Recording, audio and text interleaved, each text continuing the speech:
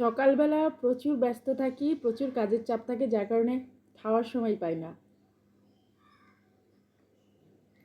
তো বাচ্চাদেরকে স্কুলে দিয়ে আসার পরে আমি একটু সময় পাই, আর তখন আমি একটু শান্তি করে আরাম করে খাই।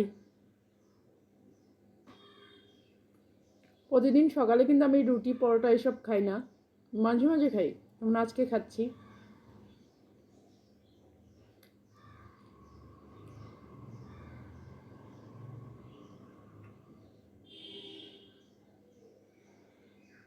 সবজিটা খুব মজা হয়েছে।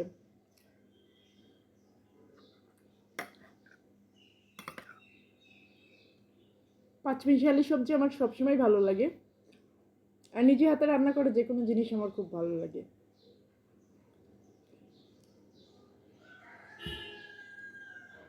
বাইরের খাবার আমার অতটা পছন্দ না।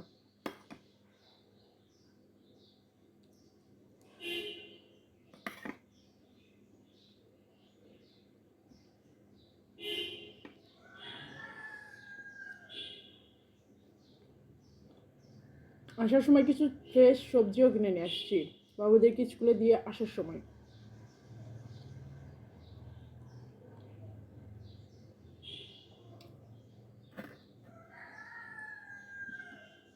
আর এই চমচমটা অনেক টেস্টি, টাঙ্গাইলের চমচম ভীষণ টেস্টি।